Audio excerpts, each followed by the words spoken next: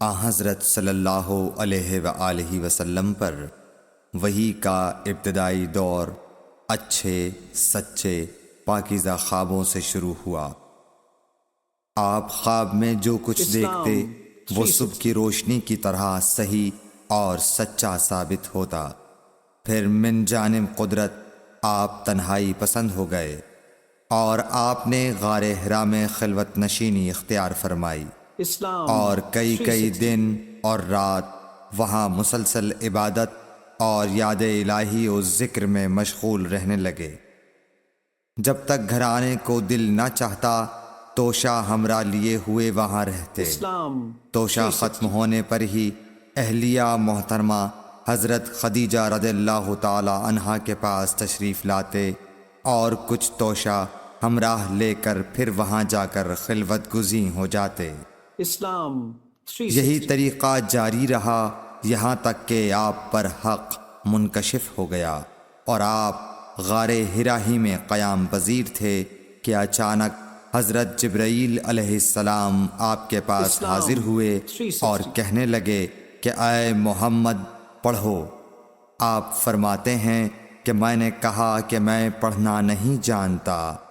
آپ صلی اللہ علیہ وسلم فرماتے ہیں کہ فرشتے نے مجھے پکڑ کر اتنے زور سے بھینچا کہ میری طاقت جواب دے گئی۔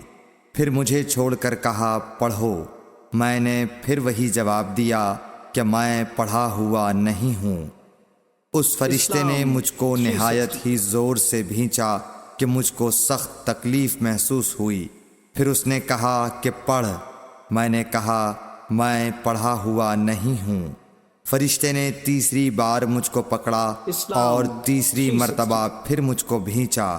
پھر مجھے چھوڑ دیا اور کہنے لگا کہ پڑھو اپنے رب کے نام کی مدد سے جس نے پیدا کیا اور انسان کو خون کی پھٹکی سے بنایا۔ پڑھو اور آپ کا رب بہت ہی مہربانیاں کرنے والا ہے۔ بس یہی آیتیں آپ حضرت جبرائیل علیہ السلام سے سن کر اس حال میں غار حرا سے واپس ہوئے کہ آپ کا دل اس انوکھے واقعے سے کانپ رہا تھا۔ آپ حضرت خدیجہ کے ہاں تشریف لائے اور فرمایا کہ مجھے کمبل اوڑھا دو، مجھے کمبل اوڑھا دو۔ لوگوں نے آپ کو کمبل اوڑھا دیا۔ جب آپ کا ڈر جاتا رہا تو آپ نے اپنی زوجہ محترمہ حضرت خدیجہ رضی اللہ تعالی عنہا کو تفصیل کے ساتھ یہ واقعہ سنایا اور فرمانے لگے کہ مجھ کو اب اپنی جان کا خوف ہو گیا ہے۔ آپ کی اہلیہ محترمہ حضرت خدیجہ رضی اللہ تعالی عنہا نے آپ کی ڈھارس بندھائی اور کہا کہ آپ کا خیال صحیح نہیں ہے۔ اللہ کی قسم آپ کو اللہ کبھی رسوا نہیں کرے گا۔ آپ تو اخلاق فاضلہ کے مالک ہیں۔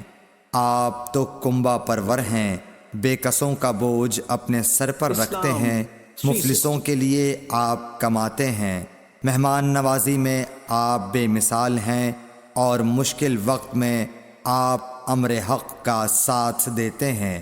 ایسے اوصاف حسنہ والا انسان یوں بے وقت ذلت و خواری کی موت نہیں پا سکتا۔ پھر مزید تسلی کے لیے حضرت خدیجہ رضی اللہ تعالی عنہا آپ کو ورقہ بن نوفل کے پاس لے گئیں جو ان کے چچا زاد بھائی تھے اور زمانہ جاہلیت میں نصرانی مذہب اختیار کر چکے تھے اور عبرانی زبان کے کاتب تھے۔ چنانچہ انجیل کو بھی حسب منشائے خداوندی عبرانی زبان میں لکھا کرتے تھے۔ انجیل سریانی زبان میں نازل ہوئی تھی، پھر اس کا ترجمہ عبرانی زبان میں ہوا۔ ورقہ اسی کو لکھتے تھے۔ وہ بہت بوڑھے ہو گئے تھے، یہاں تک کہ ان کی بینائی بھی رخصت ہو چکی تھی۔ حضرت خدیجہ رضی اللہ تعالی عنہا نے ان کے سامنے آپ کے حالات بیان کیے اور کہا کہ اے چچا زاد بھائی، اپنے بھتیجے محمد صلی اللہ علیہ وسلم کی زبانی ذرا ان کی کیفیت سن لیجئے۔ وہ بولے کہ بھتیجے آپ نے جو کچھ دیکھا ہے اس کی تفصیل سناؤ۔